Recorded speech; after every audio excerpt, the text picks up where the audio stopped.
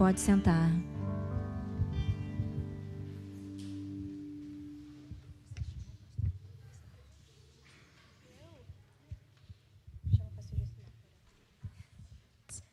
Vou chamar aqui na frente o pastor Lucas, que estará trazendo a palavra, juntamente com o pastor Josimar, para abençoar a vida dele, fazer uma oração e assim nos conduzir para escutarmos a voz do nosso Deus.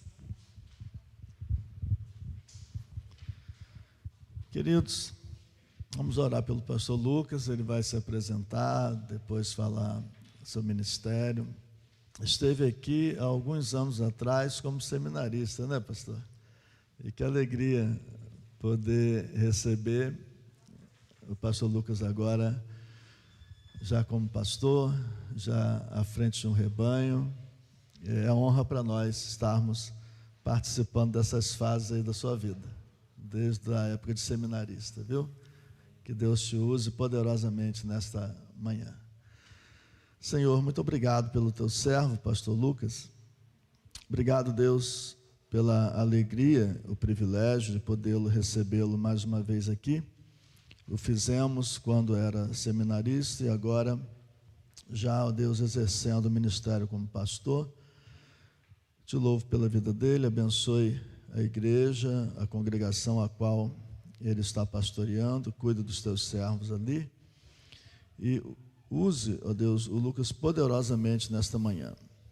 Que o Senhor possa preparar a mente e o coração de cada um de nós e que sejamos, ó Deus, ouvindo a Tua palavra, sejamos convencidos pelo Teu Santo Espírito e que possamos viver aquilo que vamos aprender nesta manhã. Assim nós oramos, ó Deus, pelo Teu servo pastor, oramos pela juventude desta igreja, que o Senhor continue abençoando. É a oração que faço em nome de Jesus. Amém. Lucas, fique à vontade, não se preocupe com o tempo. Essa igreja, ela ama cultuar. Bom dia, meus irmãos. É muito bom estar retornando aqui, né, nessa igreja, para compartilhar a mensagem nessa manhã. Eu tenho pastoreado ali na congregação Viva Esperança, ali no Parque Aurora, que é filha, né, da Terceira Igreja Batista de Campos. Eu estou ali mais ou menos 5 anos, né, naquela localidade, levando o Evangelho para que realmente vidas sejam transformadas por Jesus. E há 1 ano, né, estou casado com a Maria Eduarda, não pôde vir nessa manhã, ela gosta muito de acompanhar, né, a gente sempre está nessa trajetória de indo em algum lugar para levar a mensagem, mas essa manhã não se sentiu muito bem. Falei, fica em casa, né? Mais tarde nós temos ainda mais uma etapa do dia, né? E nossa congregação ali, quando é recheado de crianças e adolescentes, né? Quando eu vou pregar num lugar onde tem muito adulto, eu até estranho, né? Porque eu estou acostumado, na hora da mensagem, começar esvaziando, quando eu vejo, tem 2, 5 irmãos sentados ali, mas o restante é criança e adolescente, né? Então, é um privilégio essa manhã estar aqui nessa igreja para levar a mensagem. E eu quero conduzir os irmãos com alegria, com esse tema que o Senhor colocou no coração, primeiro dessa igreja, mas também ministrou muito ao meu coração, desde quando Ele me chamou para pregar. Eu comecei a refletir e me perguntar, Senhor, que ruídos são esses que têm atrapalhado tanto essa geração, tem atrapalhado tanto o povo do Senhor na sua caminhada?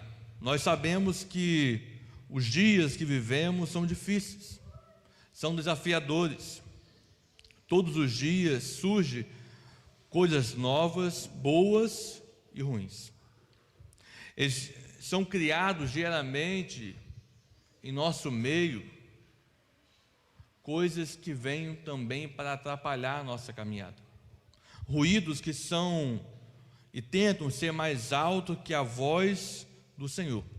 Mas nós sabemos que nós somos atraídos todos os dias, como acabamos de cantar, pela presença gloriosa do Senhor. E eu quero, nessa manhã, falar sobre o tema, mas tem ainda um ponto, né? que é menos ruído e mais propósito por onde eu for. Aonde eu estiver, eu preciso viver o propósito do Senhor para a minha vida. Então eu quero ler Filipenses 4:9 novamente, né? Os irmãos já leram no início do culto, mas eu quero ler novamente esse versículo. A versão que eu coloquei aqui diz assim: continue a praticar tudo que aprenderam e receberam de mim, tudo que ouviram de mim e me viram fazer. Então o Deus da paz estará com vocês. Paulo escreve essa carta, né, para a igreja de Filipos, quando estavam presos. Ele e Timóteo estavam presos ali em Roma, e eles escrevem uma carta para incentivar o povo. Principalmente nesse último capítulo, Paulo está escrevendo uma carta para motivar o povo do Senhor. E ele se dedica nesse capítulo, e eu quero pontuar algumas coisas desse próprio capítulo. No início do capítulo, ele começa a declarar para o povo do Senhor algumas palavras de incentivo, de motivação, palavras de alerta para a nossa caminhada. Você vai observar no versículo 4 desse mesmo capítulo, que ele declara que o nosso Senhor é a fonte da alegria. Filipenses 4:4 diz: alegrem-se sempre no Senhor. Repito, alegrem-se. Olha, num tempo tão difícil, tão desafiador, se alegrar é um desafio. Nós, todos os dias, na nossa cidade, nós olhamos para a televisão, olhamos para as redes sociais e vemos notícias de cada vez mais a situação piorando. Como se alegrar vendo uma sociedade tão violenta? Como se alegrar vendo uma sociedade onde a pessoa necessita e tem o prazer de pegar aquilo que não é seu? O índice de assalto, de roubo, de furto em campos aumentou muito. E como se alegrar? Esse dia meu sogro, né, amanheceu na sua casa, na sua loja, sem energia. Pensou, arrebentado o fio, o caminhão passou por cima, ele na 28 de março, né, passa muito caminhão, mas não, quando foi ver, roubaram o fio. Roubaram o fio. E ele ficou muito chateado, muito. Me ligou, falei, pastor, roubaram o fio da loja. Amanheci sem luz, acabei de abrir minha nova loja embaixo da minha casa, sem energia. Estou pensando até em desistir, porque não pode. E é difícil, meu irmão, se alegrar em meio à dificuldade. Mas Paulo, preso, estava levando o seu povo a se alegrar o tempo todo, e mostrando que a fonte de alegria é o Senhor. Segunda coisa que o texto nos ensina, e mais um versículo, versículo 5, ele nos alerta que precisamos ser pessoas amáveis. E o texto diz, no versículo 5, que todos vejam que vocês são amáveis em tudo em que fazem. Lembre-se do que o Senhor virá em breve. Eu e você, meu irmão, aonde estivermos plantados, precisamos ser pessoas amáveis, pessoas que realmente o mundo tem o desejo de estar perto. Aonde você estiver, meu irmão, você precisa refletir esse amor, esse cuidado que você tem um pelo outro aqui. Aquele amor que você tem um pelo outro, pelo seu irmão. O mundo precisa conhecer esse amor. Precisa ver realmente. Esse irmão, essa irmã são amáveis. São pessoas que realmente refletem o amor de Deus. O terceiro conselho que ele coloca nesse capítulo está no versículo 6 e 7. E ele fala, não foque nas preocupações, meu irmão. Esse é o tema central desse versículo. Não foque nas preocupações, em sim, em orar e depositar a sua confiança em Deus. Esse versículo nós vamos ler agora, no 6 e 7, bastante conhecido quando nós falamos de oração, sobre confiança, sobre depositar as preocupações e medos no Senhor, que tem o poder sobre todas as coisas. Então o texto diz assim: não vivam preocupados com coisa alguma, em vez disso, orem a Deus, pedindo aquilo que precisam e agradecendo-lhe por tudo que Ele já fez. Então vocês experimentarão a paz de Deus, que excede todo entendimento, e que guardará o seu coração e a sua mente em Cristo Jesus. Como eu tenho dito nessa introdução, meu irmão, as preocupações têm tentado tomar a sua mente e o seu coração, têm tentado atrapalhar e fazer você desistir. Quantas pessoas, meus irmãos, que por conta das preocupações em excesso, pelo medo, pelas angústias, desistiram, pararam, abandonaram a caminhada, abandonaram de viver uma família, abandonaram realmente de viver esse ambiente que é agradável, esse ambiente que motiva a gente continuar. Eu tenho uma irmãzinha na congregação que ela fala: pastor, nós um tempo, a gente mudou a programação da nossa congregação, a gente tinha um culto de oração toda terça-feira. E aí, por um tempo, eu falei assim: irmãos, vamos fazer algo mais prático nesse tempo. Aí ficamos alguns meses, em vez de fazer o culto de oração, nós estávamos indo na casa de algumas pessoas e visitando. Nosso grupo é reduzido, eu falei: não tem como ficar 2 pessoas ao mesmo tempo, no mesmo lugar. Nós tínhamos só aquele dia, então a gente paramos de fazer o culto ali, íamos nas casas para orar por algumas pessoas. Mas chegou um tempo que acabou que foi mudando, e eu falei assim: irmãos, nós precisamos voltar nosso culto de oração na terça-feira, para ter um momento de consagração e de clamor ao Senhor. E nós vamos encontrar outro dia para ir até a casa dos irmãos. E aí essa irmãzinha falou assim: pastor, esse momento é crucial. Esse momento de oração é crucial na nossa vida. Como eu estava sentindo falta dessa presença, desse momento com os irmãos, onde nós oramos, onde nós aprendemos a orar mais. E eu costumo brincar com os irmãos que vão no culto de oração, eu falo: quem tem vergonha aqui vai perder a vergonha hoje. Quem não costuma orar em público vai começar a orar em público, E tinha 2 irmãs que não gostavam de orar em público de jeito nenhum, achavam que não era capaz, que a oração delas não seria, uma oração que os irmãos. Eu falei: irmã, calma, Deus ouve o seu coração. E agora, as oradoras oficiais, a gente fica brincando, são elas. Toda semana estamos lá, orando, e eu falo: irmã, ora por esse motivo, irmã, ora por esse outro. É vocês que vão orar. Daqui a pouco uma irmã trouxe a filha dela. A filha dela viu eu orar. E a filha dela ficou assim, surpresa, Mamãe orando em público. Esse trabalho, essa dinâmica da família do Senhor ajuda o outro irmão a se abrir, a continuar caminhando. E o nosso Deus dá a tranquilidade. Enquanto você está orando, meu irmão, quando você está de joelhos diante do Senhor, a sua preocupação, a sua angústia, Deus está removendo, porque Ele trabalha para aqueles que confiam nele.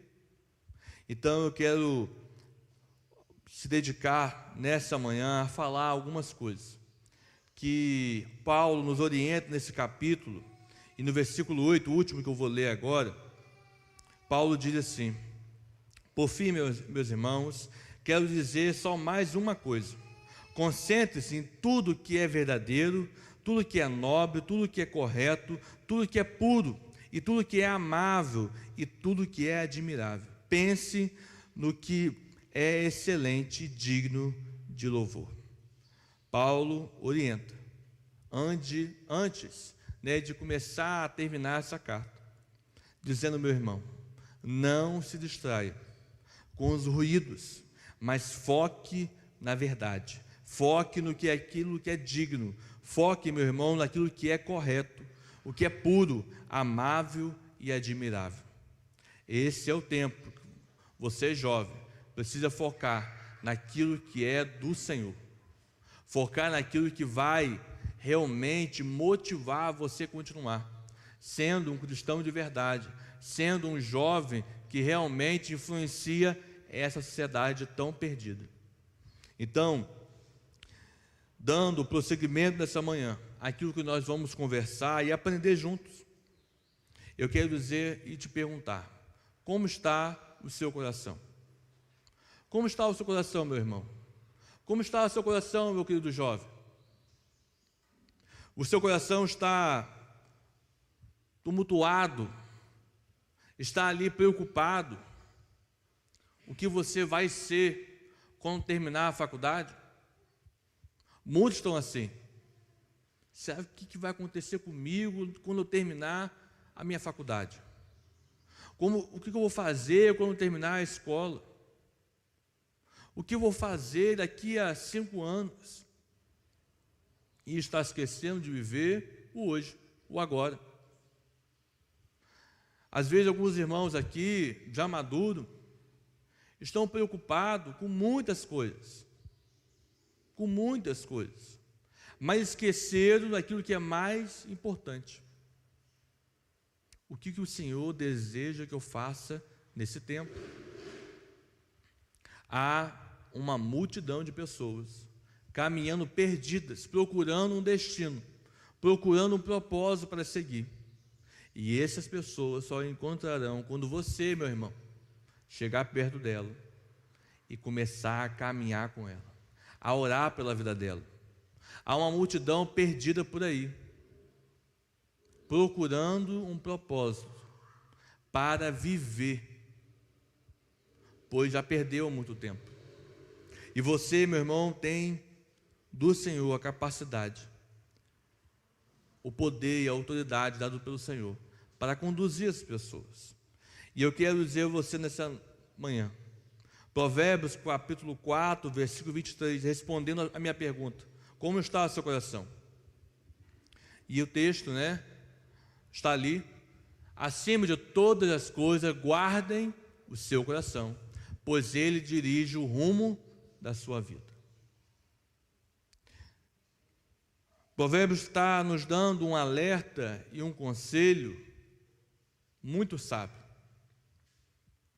Eu e você precisamos guardar o nosso coração, brindar o nosso coração desses ruídos que tentam contaminar a sua vida. Sabe por quê, meu irmão? Se você não guardar o seu coração, você será contaminado com aquilo que o mundo quer oferecer. E será muito fácil a sua queda. Ontem eu estava conversando com uma pessoa e refletindo, sobre como é triste olhar para trás e ver pessoas que, quando eu estava começando a caminhar na igreja, e hoje não caminham mais. E aí nós fomos lembrando de pessoas que nós amamos, nós gostamos muito, mas que com o tempo o coração não estava protegido e foram enchidos com esses ruídos desse mundo, e hoje estão longe do Senhor, estão totalmente afastados. Eu lembro que eu falei assim: olha, eu lembro de uma jovem que tinha um chamado missionário muito grande. Deus a conduziu, meu irmão, para fora do país por 2 vezes. Foi num país onde o evangelho era totalmente reprimido. Voltou de lá empolgada, motivando os jovens. Eu fui motivado a participar de viagem missionária, como participei de várias. Mas os ruídos desse mundo contaminou o coração dela e ela abandonou aquilo que ela pregou, abandonou o amor que ela compartilhou. Eu lembro das palavras dela, quando ela falou: olha, quando eu fui pregar naquele país, nós não podíamos falar o nome de Deus, e nós apresentávamos Deus através de algumas palavras. Nós apresentávamos Deus como se fosse amor, alegria. Nós pregávamos o tempo todo: olha, há um amor que muda a vida, há uma alegria que transforma a vida, mas não falava o nome de Deus. Essa era a única forma de pregar Jesus, sem falar o nome dele.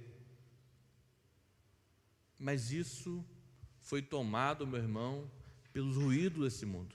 Por isso, Provérbios nos alerta: acima de todas as coisas, guarde o seu coração, porque senão, meu irmão, você pode perder a sua vida.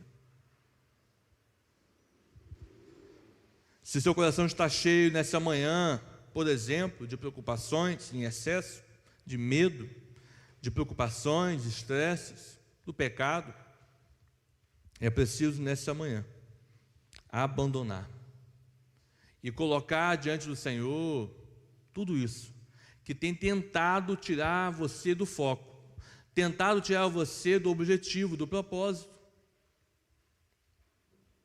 Eu quero dizer a você, meu querido jovem, meu querido irmão que também está aqui, se o seu coração estiver tomado de ruídos, não será possível viver o propósito de Deus.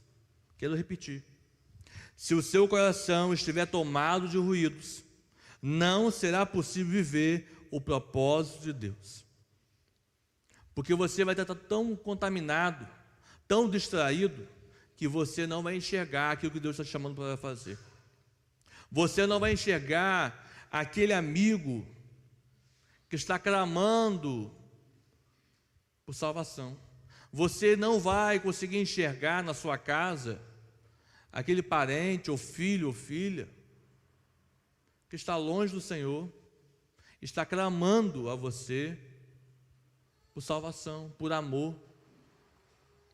Eu preciso estar atento, vigilante, para o mundo que está clamando por isso. Por isso não posso me distrair com os ruídos desse mundo que tentam contaminar a sua mente e o coração. Então eu preciso fazer o que Davi fez.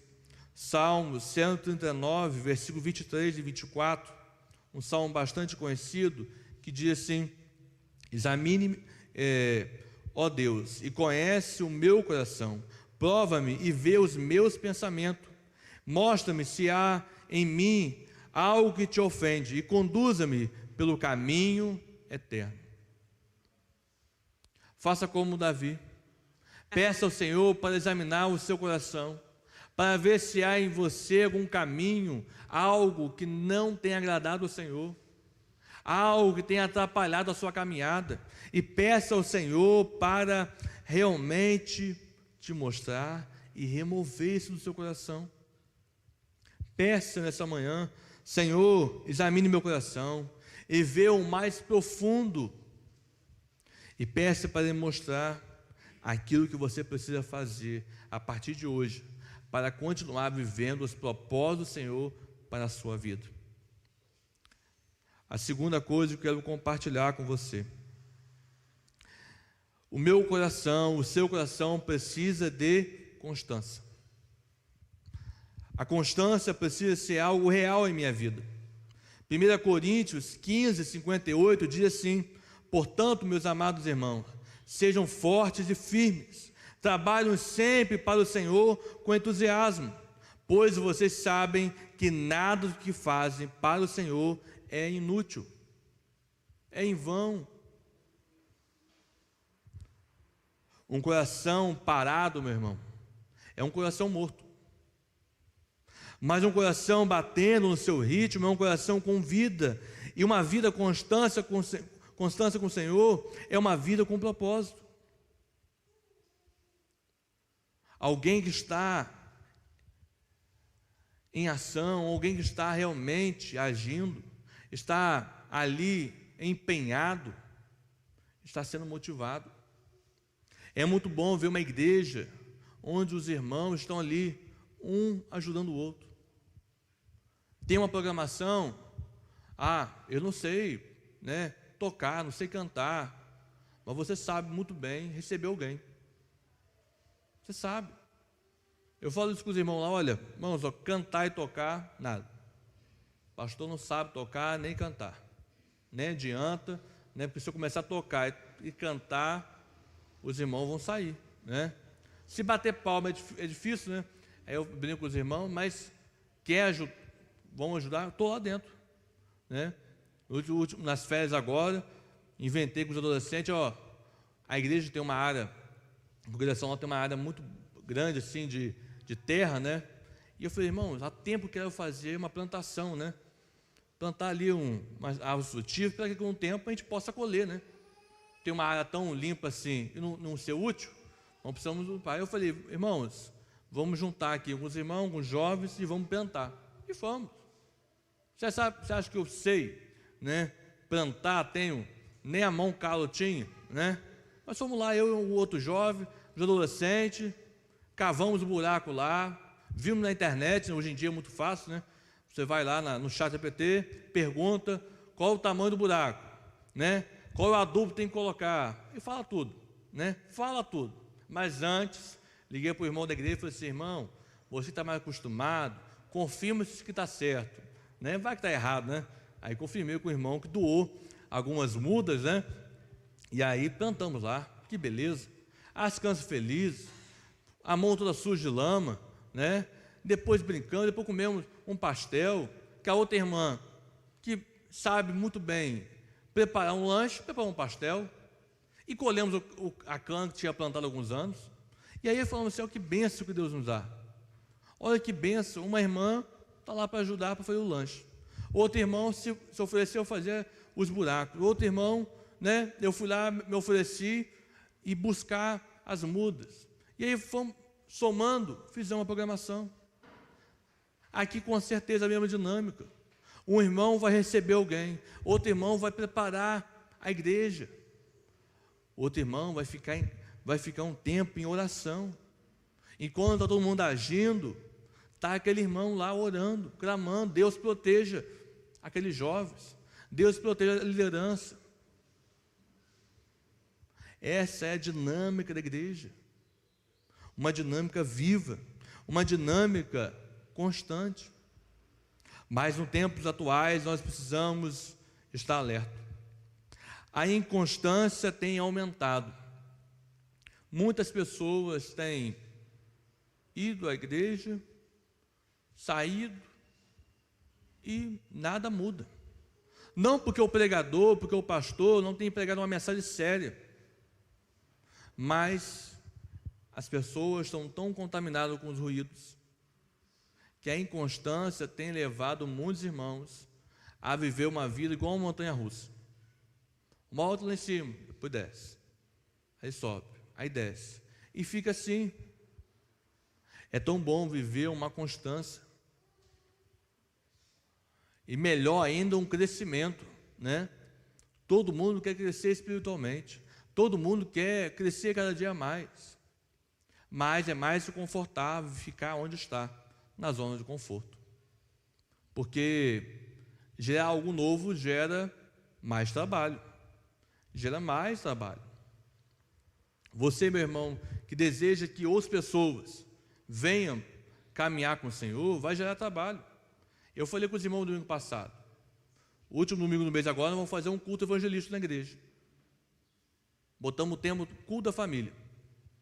O propósito é, cada criança vai chamar o pai e a mãe para estar aqui, para estar junto nesse culto da família. Cada adolescente vai chamar um amigo, uma amiga para estar na igreja. Cada irmão vai chamar os filhos que estão afastados para estar na igreja. O culto da família. Mas eu falei, olha, não vai ser fácil, não é só chamar assim, oi, vai ter o culto lá dia 30, à noite. Você vai vir? Não, meu irmão. Você vai ligar para essa pessoa. Essa semana você vai orar por ela. Essa semana, meu irmão, se você puder, você vai até a casa dela, bater um papo, conversar. Se puder ainda melhor, leva um bolo para ela, trata-la com amor, demonstra o amor que você quer que ela receba do Senhor. para que ela possa, no dia 30, chegar aqui com o coração preparado, para que quando ela ouvir a mensagem de salvação, ela possa estar com o coração aberto e falar: Senhor, essa manhã eu não consigo mais ver longe da Tua presença, eu recebo. Então, meu irmão, eu quero dizer a você, você precisa ser constante. Na sua escola, na sua faculdade, você precisa permanecer sendo um cristão de verdade. No seu serviço, meu irmão, você precisa permanecer sendo um cristão de verdade, sendo alguém que glorifica o Senhor o tempo todo. Aonde você mora, na sua rua, no seu bairro, você precisa continuar sendo um cristão de verdade, alguém que glorifica o Senhor o tempo todo com suas ações. Quando você for no supermercado, na padaria, no banco, aonde você for, você precisa continuar sendo um cristão de verdade, alguém que glorifica o Senhor. Eu lembro de um irmão, uma vez, quando todo mundo tinha o costume, né, e tinha que ir mesmo, ir ao banco para sacar o dinheiro ou depositar. E naquela época as filas eram imensas. E ali era o teste do cristão, né? Ficar na fila sem reclamar, ficar na fila sem partir para cima de alguém. Porque sempre tinha alguém querendo ser mais esperto que o outro para furar a fila. E aquele irmão um dia saiu de casa com uma camisa escrito: o Senhor é minha paz. E com certeza por dentro ninguém me abala hoje, né? Ninguém vai tirar minha paz hoje. E aquele irmão ficou na fila. E aí aquela fila imensa, lotada. E aí chegou uma pessoa, pulou à frente. Chegou outro, pulou à frente. E a fila foi. Quando chegou a vez dele, ele pegou os boletos, bateu na mesa do rapaz do banco, indignado. Como que vocês deixam? E começou a falar, falar. E a moça do caixa falou assim: oi, cadê a paz que está escrito na sua camisa? Cadê o Deus, a sua paz que está na sua camisa? Aquele irmão pegou os boletos e foi embora para casa. E falou: nunca mais eu uso uma camisa dizendo que o Senhor é minha paz. Pois hoje eu envergonhei. Hoje eu envergonhei o Senhor. Meus irmãos, aonde você está, você é um representante de Cristo. O amor que você tem pelo Senhor aqui nessa igreja precisa ultrapassar essas paredes. A forma que você vive nesse lugar precisa ultrapassar as paredes dessa igreja. Jovem, você precisa refletir aquilo que você vive aqui lá fora. O mundo precisa enxergar que viver para Jesus é a melhor escolha da vida deles. Que viver para o Senhor é a melhor escolha e única escolha. E é uma alegria viver com o Senhor, que é realmente um lugar muito bom. É um lugar onde todo mundo consegue exercer os seus dons e talentos. Onde todo mundo consegue colocar o melhor. Porque talvez lá fora você não consiga, mas aqui dentro você consegue.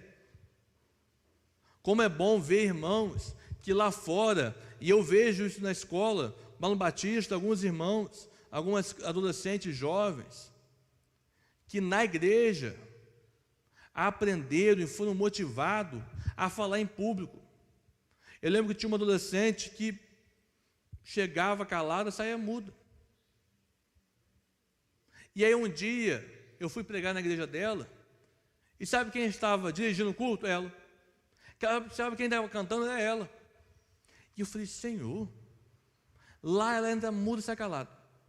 Aqui ela está aprendendo, e passou um tempo, o que aconteceu? Na escola agora, vai apresentar um trabalho, apresenta muito bem. É chamada para tocar ou cantar, faz muito bem. E tem conduzido os amigos para o Evangelho. Olha como que a igreja muda a forma de um jovem a se comportar. O papel da igreja é muito importante. Ele não só transforma o coração duro, mas também os comportamentos que atrapalham a caminhada. Comportamentos que realmente podem inibir aquilo que ele realmente crê. Por isso, meu irmão, eu quero dizer a você, Deus te chamou para viver um grande propósito. 1 Pedro 2,9 diz assim: vocês, porém, são povo escolhido, reino dos sacerdotes, nação santa, propriedade exclusiva de Deus. Assim vocês podem mostrar às pessoas como é admirável aquele que os chamou das trevas para a sua maravilhosa luz. Quero terminar nessa manhã dizendo a você, meu irmão, que nesse tempo onde os ruídos desse mundo têm tentado a sua mente e coração, nós precisamos estar firmes nos propósitos do Senhor para a sua vida. Pois o Senhor declarou e compartilhou com Isaías. Isaías escreveu no capítulo 55, versículo 8 ao 9, diz assim: porque os meus pensamentos não são os pensamentos de vocês, nem os seus caminhos são os meus caminhos, declara o Senhor. Como os céus são mais altos do que a terra, assim os meus caminhos são mais altos do que os seus caminhos, e os meus pensamentos são mais altos do que os seus pensamentos. Por isso, meu irmão, aonde você estiver, aonde eu estiver, eu preciso viver os propósitos do Senhor, que são bem maiores e melhores que os meus, e o mundo precisa enxergar em você realmente aquilo que o Senhor te criou.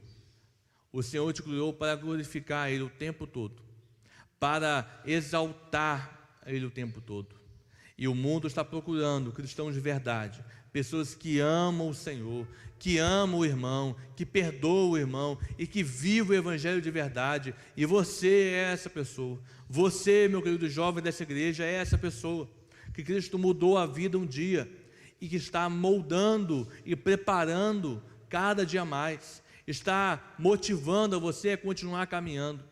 Eu creio que o Senhor vai continuar usando essa igreja para realmente espalhar o amor de Deus nesse bairro. Esse bairro já não é mais o mesmo, porque um dia o Senhor plantou uma semente nesse lugar e muitas pessoas foram transformadas. É isso que eu tenho compartilhado com meus irmãos lá na congregação. Talvez existem locais, meus irmãos, que parecem um deserto, de tão seco que é. Um dia eu compartilhei, no domingo passado eu falei com os irmãos, tem tempo que nós olhamos para o bairro onde nós estamos e parece que é um deserto, de tão seco que é, de tão difícil que é ver algo brotar. Não pense que é só difícil aqui, meu irmão. Nós temos vivido tempos muito difíceis. Pregar o evangelho e ver a transformação tem sido muito difícil, meu irmão. Muito mesmo. Porque as pessoas estão contaminadas com vários ruídos, estão contaminadas com várias doutrinas que não pertencem ao Senhor. E quando você vai chegar para compartilhar o amor de Deus, ela fala: não, eu já ouvi sobre isso, eu já caminhei, não quero mais. Mas você, meu irmão, que já experimentou de verdade o amor de Deus, sabe que aquilo que ela viveu não foi de verdade, que aquilo que ela viveu não foi aquilo que o Senhor realmente desejava, porque os propósitos do Senhor são bem maiores daquilo que ela possa imaginar, que aquilo que o Senhor quer proporcionar para a nossa vida são bem maiores e melhores, meus irmãos. Por isso, o mundo precisa conhecer através de você os grandes propósitos que Deus deseja fazer nesse tempo, através de cada um de nós. Eu quero orar, e assim terminando essa mensagem nessa manhã, pedindo ao Senhor que motive e que cative cada vez mais os jovens dessa igreja, que realmente mobilize essa igreja, os irmãos e as irmãs, os casais dessa igreja, a continuar uma caminhada constante com o Senhor, abandonando os ruídos desse mundo e focando naquilo que é primordial na sua caminhada. Que o Senhor seja sempre a prioridade, seja sempre a pessoa que realmente você vai buscar em todo o tempo, no momento da alegria, no momento da dificuldade, no momento que você mais precisa dele, mas também no momento que você fala assim: Senhor, eu sei que o Senhor está aí, eu estou aqui, estou tranquilo, mas eu quero que o Senhor continue caminhando comigo. Eu quero que o Senhor continue conduzindo o meu barco. Eu sei que o mar está calmo, mas pode vir uma tempestade, então continue caminhando comigo. Eu quero que você seja o comandante, sempre. Que você nunca, meu irmão, tire o Senhor como uma prioridade da sua vida. Nunca. Que Ele seja sempre a prioridade da sua vida, da sua caminhada. Seja sempre aquele que você vai buscar de todo o coração. Feche seus olhos, vamos falar com o Senhor. Pai, eu quero te agradecer nessa manhã por tudo aquilo que o Senhor ministrou através das canções, através dos textos bíblicos, ó Pai, que o Senhor compartilhou, através da Tua palavra, ó Pai, compartilhada. Muito obrigado, ó Deus, porque o Senhor esteve à frente de tudo, Pai, que o Senhor fez até aqui. Muito obrigado, ó Deus, porque o Senhor se faz presente o tempo todo em nossas vidas. E nós reconhecemos que sem o Senhor nós não somos nada. Sem o Senhor, Pai, nós não podemos caminhar. E por isso eu te peço, ó Pai, no nome de Jesus, conduza, ó Pai, a nossa caminhada. Mostre, ó Pai, os ruídos que têm nos atrapalhado a continuar caminhando com o Senhor. E mostre, ó Pai, aquilo que nós precisamos fazer nesse tempo para continuar seguindo os teus passos, para continuar seguindo o propósito do Senhor, que o propósito do Senhor criou para nós, ó Pai. Ó Deus, ajude cada jovem adolescente a continuar caminhando. Que aonde eles estiverem, ó Pai, eles possam realmente ser luz desse mundo. Que cada irmão e irmã dessa igreja possa continuar sendo realmente cristãos de verdade, pessoas que amam uns aos outros e que amam, ó Pai, as pessoas desse mundo para transformar, para levar e conduzir essas pessoas à salvação, ó Pai. Abençoe, ó Pai, essa liderança que preparou, ó Pai, esse congresso e que realmente anseia e busca ao Senhor, ó Pai, para que essa juventude possa impactar cada dia mais esse mundo. Ó Deus, muito obrigado por tudo, em nome de Jesus, amém e amém. Deus abençoe. Entrego a palavra.